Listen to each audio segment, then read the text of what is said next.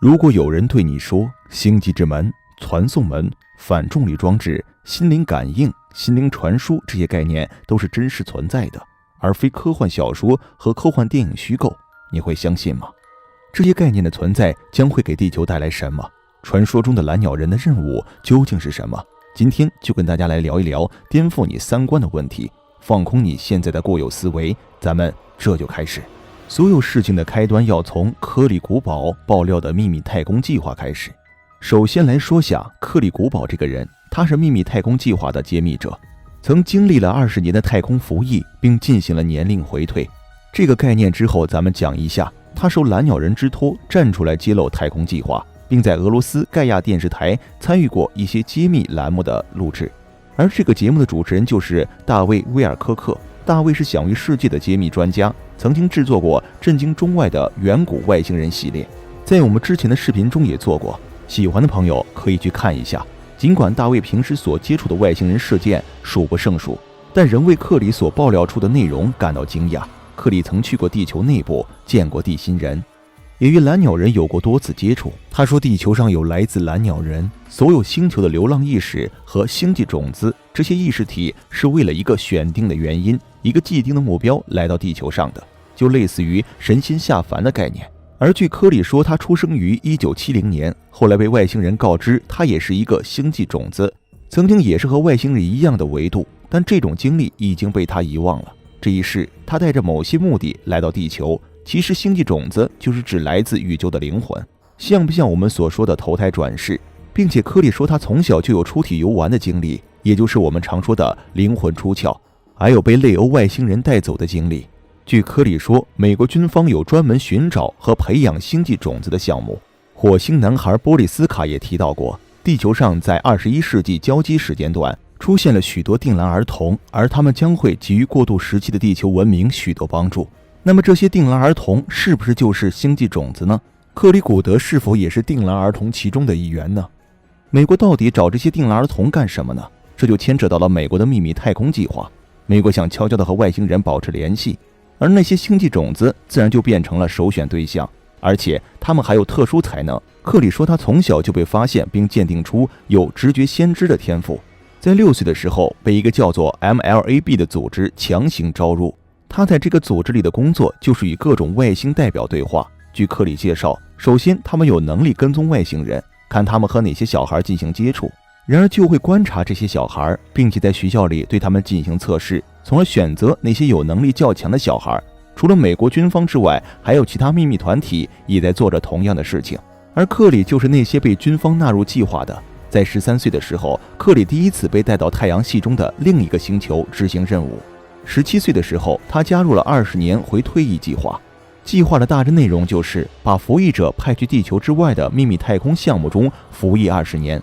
，20年期满之后，再用高科技医疗手段让他们的身体状态回到20年前，然后再传送回20年前的那个时间地点上，就像从未离开过一样。而这20年的记忆也会被抹去，但据科里说，记忆抹去会对3%的人失效，而他就是这3%，这才有了揭秘行为。而这个技术也并不是很完美，参加这个计划的人到后来都有一些精神方面的后遗症，但也相当于多活了20年，一次在外太空，一次在地球上。在外太空服役的时候，他们是不能和地球联系的，也得不到任何关于地球的信息。而这个计划的技术就是那些类北欧外星人提供的，还提供了一些先进的技术，比如反重力技术等。所以根据他的爆料，人类所看到的 UFO 绝大数都是我们人类自己的产物。他还爆料，其实人类早在2战的时候就掌握了反重力技术，就能造出飞船在太阳系飞行，并且在月球和火星以及其他星球上早就有了很多殖民地，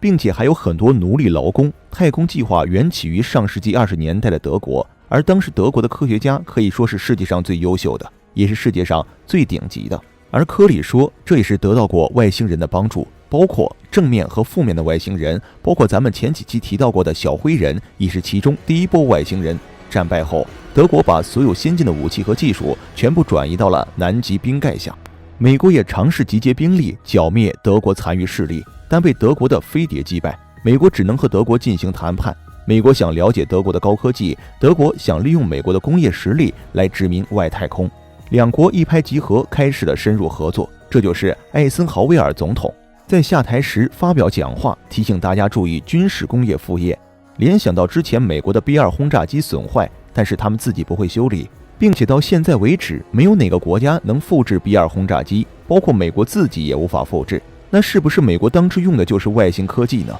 这个我们不得而知。如果结合到科里的爆料，那么很有可能当初美国的军事武器并不是逆向工程，而是拿来主义。在此之后，美国学到些技术之后，便开始了自己的太空计划，而世界上的一些主要大国也都知道了这个事情，也开始了自己的秘密太空计划。科里也介绍了很多关于秘密太空计划的科研成果，比如发现银河系中的大部分恒星系统是双星系统，也就是有2个太阳，而大部分恒星系统中都有类似于地球这样的行星，这些行星上大部分都已经进化出了生命，甚至是智慧生命。木星大气中发现的等离子态的生命，火星环境恶劣，但也有少量植物和动物。当年德国往火星运送物资时，带去了老鼠和蟑螂做测试，结果它们都在火星上存活下来了。而也是在这服役期间，特里见到了另一个高维度的外星生物，名叫拉蒂尔艾尔，以下咱们称它为拉。它身高有2.43米，人身鸟手，浑身上下有着靛蓝色的羽毛，它没有翅膀，但有和人类一样的躯干、手臂和脚。它的嘴类似鸟的圆部，但是它更柔软、更灵活。在它说话的时候，会有心灵感应基础上附加手语和唇语来进行沟通。蓝鸟人是古建筑创作者中的一族，金字塔就是他们创造的，其中可以在金字塔以及埃及的其他建筑群上看到这种鸟首人身的壁画，并且浑身都是蓝色。也许这就是他们的画像。那么他们来地球有什么目的呢？据说蓝鸟人正在与从第6密度到第9密度的生物进行合作。所谓的密度是指我们周围一切的物质能量，思想在震动的时候所形成的一种东西。地球上的物质和能量，以及我们人类内心不同的思想震动所散发出的频率，而地球仅仅属于第3密度。然而拉所生活的地球上的物质以及他们自己内心通过意识思想所震动的频率要高于地球，因此他们属于更高的密度，即第9密度。如此，它们来自于我们地球完全不同的密度空间里。科里问你们更高密度的星球，那么这个星球是在银河系之外吗？还是在另一个宇宙呢？拉的回答却更加深奥和富有禅意。他说他所指的星球并不是我们人类认知的那种星球，不是我们认为的存在于宇宙的某种天体。这个星球就在我们周围，同时距离我们每一个人都很近，但也都很遥远。这是一个复杂的概念。他用星球作为比拟，但却不是我们常人认知的事物。而蓝鸟人来地球已经有一段时间了，他们正在观察地球，而且尝试着给地球传达一些信息。这个重要的信息就是人类的太阳系即将进入更高密度的，简单来讲就是系统要升级了。很多人认为太阳系的运动是处于一种稳定状态的运动，其他的天体包括我们的地球都在规律地围绕着太阳旋转。然而事实上，太阳系是整个螺旋形向前持续运动的，整个太阳系像射出的子弹一般旋转着，不停地在宇宙中前行。太阳系正在进入银河系能量很高的部分，会让太阳系以及周围的星团密度发生改变，人类也将升级，而蓝鸟人就是在这个升级过程中给予人类帮助。那么这个密度到底是什么概念呢？咱们从一开始说起。第一个密度就是4种基本元素，地、水、火、风，同时也包含了基本物质。第二个密度就是有机生命的密度，动植物、微生物等。第3密度是人类息息的密度，是自我觉知的密度，就是我们现在的阶段的密度。有理性思维和直觉思维，但每个人又是独立的个体，无法完全感知对方的思维与感觉。此时的密度分为2块，肉体和灵魂。可以把灵体当作灵魂，当肉体不在后，灵体会随着心去寻找下一个适合的身体，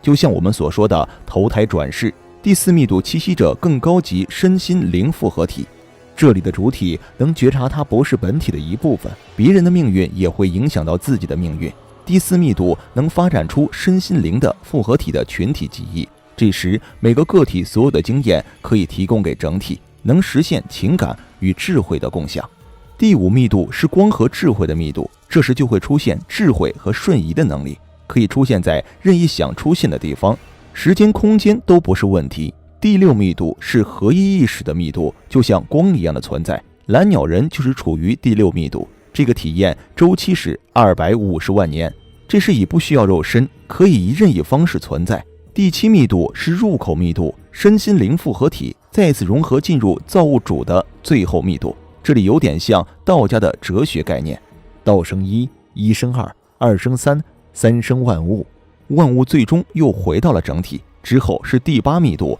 万物又会进入更高一层的第1密度，继续往复升级。而人类现在如同新生的婴儿，在高等智慧文明面前不过是低级幼稚的存在。究竟世界和生命的真相到底是什么？只能等时间来揭开一切了。好了，本期节目就到这里，我是致力于研究未知事件的的哥，咱们下期再见。